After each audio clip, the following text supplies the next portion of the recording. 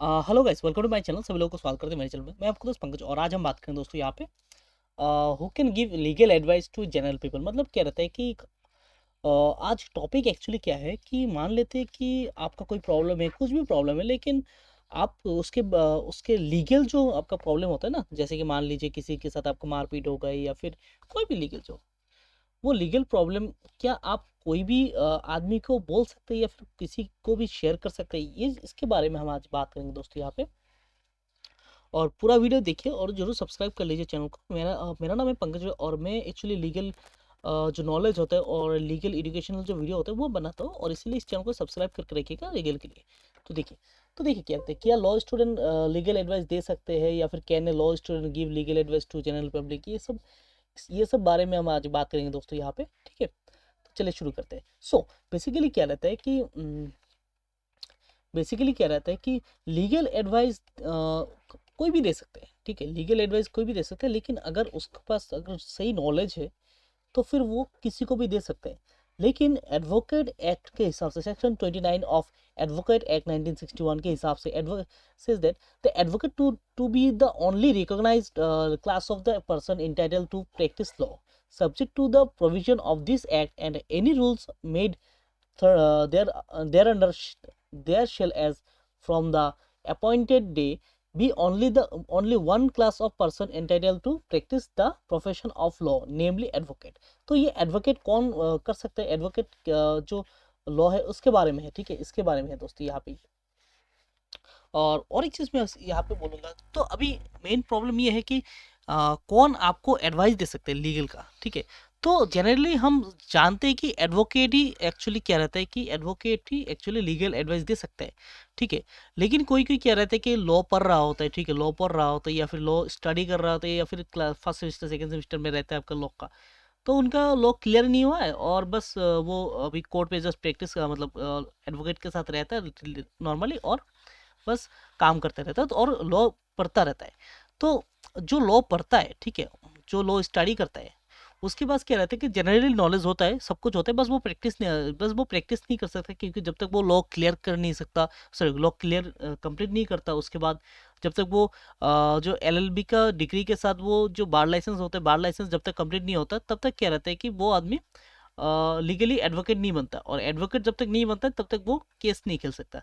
लेकिन उसके पास क्या रहता है कि जो इनफ जो नॉलेज होता है कोई भी केस के, कोई भी आर्टिकल के ऊपर, कोई भी प्रॉब्लम के ऊपर, क्योंकि वो पढ़ चुका होता है, वो सिचुएशन को पढ़ चुका होता है, और वो कोर्ट पे जाके सिर्फ कॉलेज लॉ कॉलेज में जाके वो उसके बारे में प्रैक्टिस भी किया होगा, या फिर सब कुछ उसका थोड़ा बहुत मालूम रहता है। तो इसीलिए लॉ स्टूडेंट को आप पूछ के कोई भी काम कर सकते हैं, कोई इशू नहीं होता है। लेकिन जो बेसिकली अगर आपको एक लीगल नॉलेज, जो लीगल जो आइडिया किस तरह से आपका केस चलेगा उसके बारे में अगर आपको जानना है, तो फिर आपको मैं सजेस्ट करूंगा कि आप डायरेक्टली एडवोकेट के पास जाइए, और मतलब डायरेक्टली एडवोकेट के पास जाइए।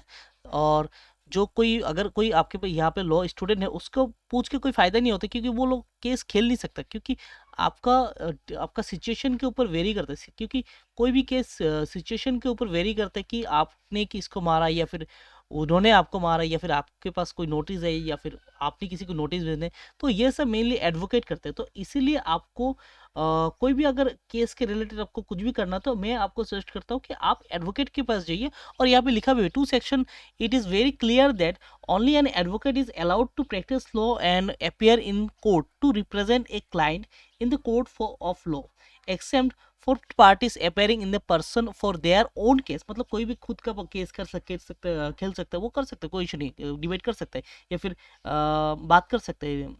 ठीक है, लेकिन दोनों सेक्शन के हिसाब से ओनली एडवोकेट ही मतलब अलाउ होता है कोर्ट पे जाके केस प्रैक्टिस करना, या फिर कोई भी आपका केस से वो लड़ना, और जो भी आपका दलील है वो प्रोड्यूस करना कोर्ट के सामने। तो ये ओनली एडवोकेट ही कर सकते हैं अंडर सेक्शन कौन सा था, सेक्शन 29 ऑफ एडवोकेट एक्ट 1961 और सेक्शन 33। ये दो चीज़ें आपका क्या रहता है कि अलाउ करते हैं आपको एडवोकेट को आपका केस खेलने के लिए। If practice is restricted to just courts, then a law student should not have any problem in providing the services of advising client. And if the practice supposed to mean more than court appearance, then a law student should not be allowed to advise. मतलब इसमें क्या लिखा है देखिए, यहाँ पे मतलब क्या रहता है कि हाँ अगर आपका कोई छोटा मोटा केस है, कुछ भी है कि जस्ट आपको जनरल नॉलेज चाहिए कोई भी चीज़ के लिए, तो हाँ आप बात कर सकते हैं लॉ स्टूडेंट के साथ, लॉ LLB करने वाला जो लोग है उसके साथ बात कर सकते हैं। लेकिन अगर आपका केस, आपका जो प्रॉब्लम जो है वो अगर मतलब कोर्ट तक जाएगा, कोर्ट पे जाके आपका क्या रहता है, कोर्ट पे जाके केस खेलना होगा, तो ऑब्वियसली ये आपको एडवोकेट के पास ही जाना होगा। विदाउट एडवोकेट के पास बिना जाए आपका कभी भी ये प्रॉब्लम सॉल्व नहीं हो सकता। तो ये चीज़ एक्चुअली है। तो but the buck does not stop here. if law students are not allowed to advise, then how is it possible to run the country wide national program like legal aid services, which are a national duty to the state, coming directly from the article 39A of the constitution? Under the legal aid services, the law students are supposed to visit, interact and advise the client on many legal issues. मतलब इसके बारे में मतलब इन्होंने क्या मतलब है कि जैसे कि लीगल एड होता है या फिर कहीं कहीं पे भी मतलब कंट्री टू कंट्री क्या रहता है बात करना होता है, या फिर कि कोई भी प्रॉब्लम रहता है लीगल एड रहता है, तो उसमें क्या रहता है कि एक लॉ स्टूडेंट को जाना पड़ता है। लॉ स्टूडेंट खुद मतलब बिना बार लाइसेंस पास किए जो लॉ स्टूडेंट होता है, स्टूडेंट जाने के बाद वो लीगल एडवाइस देते हैं, लीगल एड देते हैं। तो वो कैसे पॉसिबल होता है, ये सवाल किया है दोस्तों इसके। और इसीलिए क्या रहता है कि ये आर्टिकल 39A ये सुविधा देते हैं लॉ स्टूडेंट को कि आप किसी भी मतलब under the legal aid service that law student are suppose to visit, interact and advise the client on many legal issues. मतलब लीगल इशू पे एडवाइस दे सकते हैं आपका लॉ स्टूडेंट। आर्टिकल 39 ये प्रावधान है। In my opinion, since practising an appearance is not permissible without holding the degree and passing the bar exam, so the law graduate cannot practice in court, that is absolutely fine. But providing advice while they are pursuing law is something which should be fine, as it is beneficial for the client and for the budding lawyer too. Let the market decide. If the client wishes to take advice from a lawyer in making, then why not, and the law of the caveat imperator shall play its role. But the buck does not stop here. If law students are not allowed to advise, then how it is possible to run the country-wide national program like legal aid services, which are a national duty to the state, coming directly from the article 39A of the constitution. Under the legal aid services, the law students are supposed to visit, the interact and advise the legal मतलब कोई भी issue नहीं। तो यही पे मतलब क्या रहता है कि लेट द मार्केट डिसाइड, मतलब लोगों को डिसाइड करने के लिए दिया है। लोगों को डिसाइड करना चाहिए कि क्या आप जो लॉ स्टूडेंट उनके पास जाके आप एडवाइस लेंगे या फिर डायरेक्टली एडवोकेट के पास जाएंगे, या मार्केट या फिर आप लोग डिसाइड करेंगे कि क्या करेंगे। लेकिन हाँ, अगर आपका केस अगर डायरेक्टली कोर्ट पे जाएगा तो फिर आपको लॉ स्टूडेंट के साथ मतलब बात कर सकते हैं, जनरली बात कर सकते हैं, लेकिन डीप नॉलेज आपको ओनली एडवोकेट ही दे सकते हैं। और अगर आपको डायरेक्टली एडवोकेट के पास जाएगी, ये बेनिफिट रहता है कि आपको कोर्ट आपका खत्म होने मतलब केस जब तक खत्म नहीं होता तब तक आपके साथ रहेगा, लेकिन लॉ स्टूडेंट आपके साथ नहीं रहेगा। क्या कारण?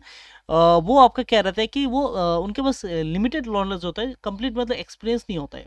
ठीक है, वो प्रैक्टिस करेगा, सीखेगा, उसके बाद ही उनके पास जो नॉलेज होता है वो आएगा। तो ये आपका क्या रहता है जो इशू रहता है। ठीक है, in my opinion, since practicing and appearance is not permissible without holding the degree, ये ऑलरेडी मैंने बोल दिया है। ठीक है, तो यही था आपका क्या रहता है कि यही था आपका आज का वीडियो।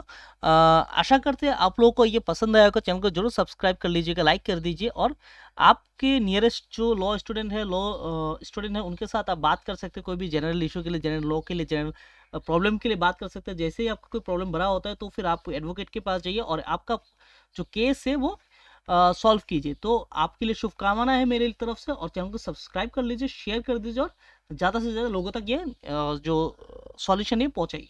आज के लिए दोस्तों इतने। थैंक यू दोस्तों, जय हिंद दोस्तों, वंदे मातरम।